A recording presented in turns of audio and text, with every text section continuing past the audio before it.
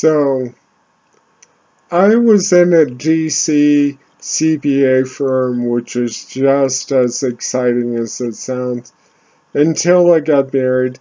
I fell in love and I got married, and my wife wanted to move to Albuquerque, New Mexico.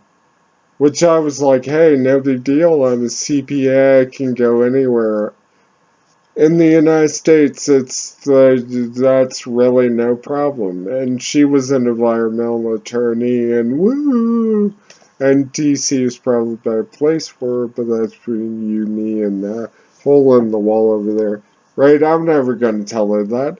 But anyway, I started working for this firm in Albuquerque, and I noticed that people that are CPAs would rather not talk to a group. They can be incredible, and one-on-one, fantastic. But 5 people? Nah. 10? Nah. 20?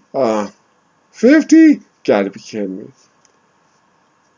I had learned in DC about large groups of people where I talk to over 100 people at a time is that 20% of the people are returning email while you're talking. 20% of the people don't like you to begin with, so they're not going to pay attention. 20% of the people had a rough night the night before. So what's that? 60% of the people aren't listening. 40% of the people totally are engaged. They're listening to what you say. Now all of a sudden, your 100-person crowd just shrank. So of those people, guaranteed, have some of them like you, some of them hate you. There is nothing you did to really affect whether they like you or hate you. So you don't really have that many people that are listening to you to begin with. Even less if you call on them to help participate in your group session. And you do it with a smile. It's not going to matter what you ask them. It's not even going to matter how they answer. The fact of the matter is, you're going to wake up the entire audience. Even those people just returning their email and totally not paying attention to you because, hey, even those people that are like, oh my goodness, I had the worst night last night and please don't call on me. Even those people that don't like you, they're going to respect the fact that really, hey, that James, he's alright. So, you basically have free range. So I started working at this firm in 2004 called Atkinson and Company CPAs. Hopefully I can say that without stammering like it just did, but you never know. So, as it turns out, I'm an outgoing CPA. Now there's a dumb CPA joke saying that outgoing CPAs stare at your shoes and introverted CPAs stare at their own shoes. So, but anyway, I take over in Albuquerque, and one of the existing managers is like, I'm too busy, which is code for I don't like to talk in front of a group. Can you take over for me?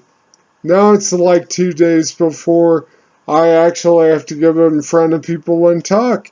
And I'm like, yeah, of course. Yeah. Anytime, anything you need me to do, I'll do. I mean, I don't even believe that, right? So he hands me his slides that I'm going to have to present on. I look at them. They are books. Oh my goodness, he wrote everything in this. That was like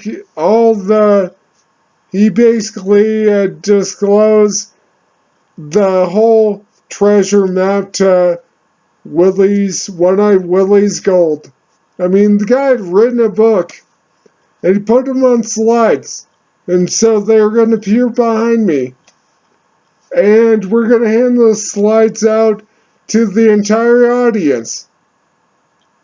Well, come on, I know CPAs. I know what they're going to do. They're going to read the slides. Why should they have to waste any of their time listening to you? Because you just handed out what you're going to say to the entire audience. So, the best I can, I put some zing into it, some jazz hands, so the whole nine, right? And I talk for an hour or so about internal controls, which is like literally look at the wall near where you're watching this video. Now imagine someone has just painted it and now watch it dry. That's about what a presentation on internal controls encapsulates. So, I'd found out when I first got into public speaking, which is a story in itself, I was best man in a wedding. Now I think the person, arguably my best friend in college's real thing was he wanted his best friend in high school to be his best man. But his best friend in high school is a really funny guy, but he's very shy. And he's not going to be able to get in front of a group of people and talk about anything.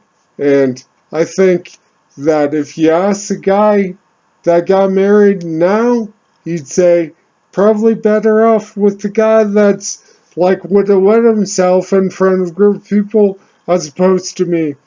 Now, I wrote an incredibly good best man speech. And I memorized it. All of it. Every word.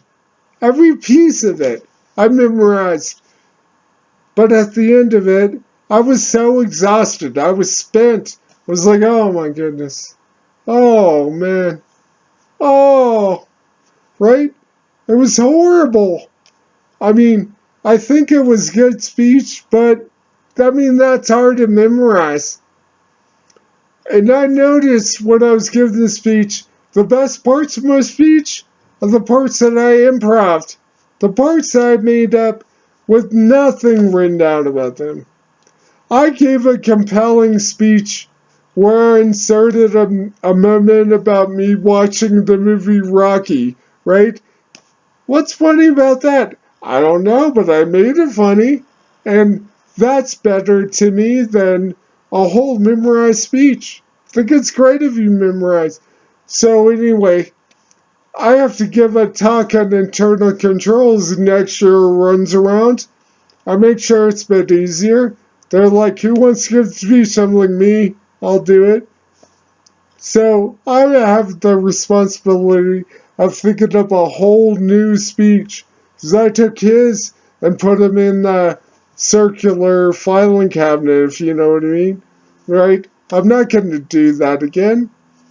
So I do this whole internal control speech, which is where and how I came with the idea based on my cat, which I inherited through very auspicious means.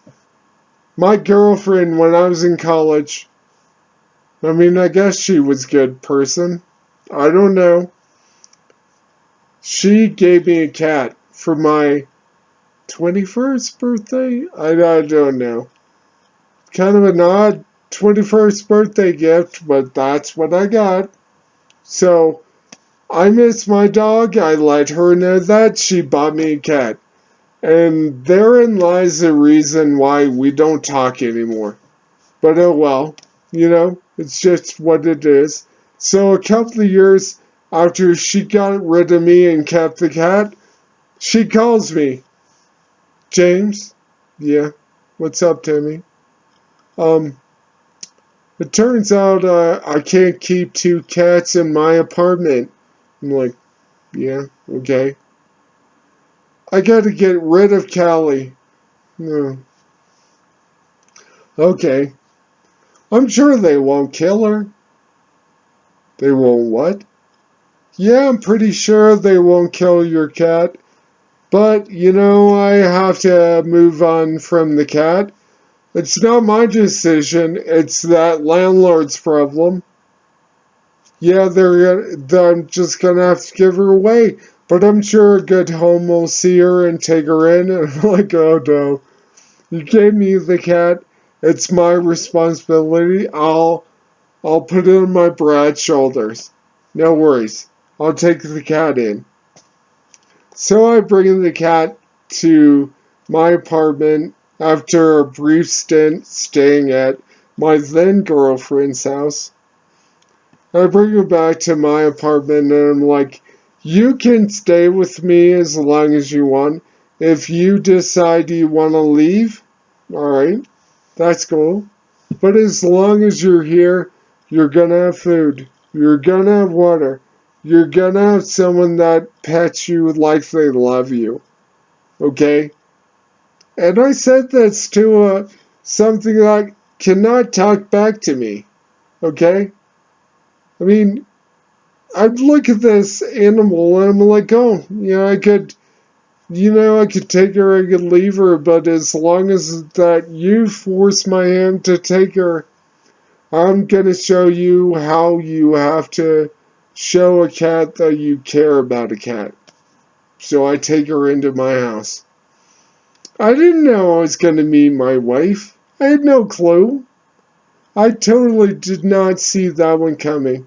When she said, I think I would like to move to New Mexico, I was like, yeah, what's the problem? Everything's the same. Let me give you a hint.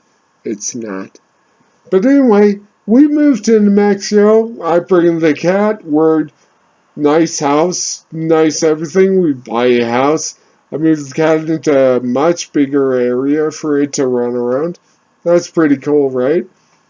My wife wants a new couch. I'm like, alright, let's buy a new couch. I mean, we bought the Mac Daddy of the chicken patty couch, right? And the last thing you want from a cat is for it to go,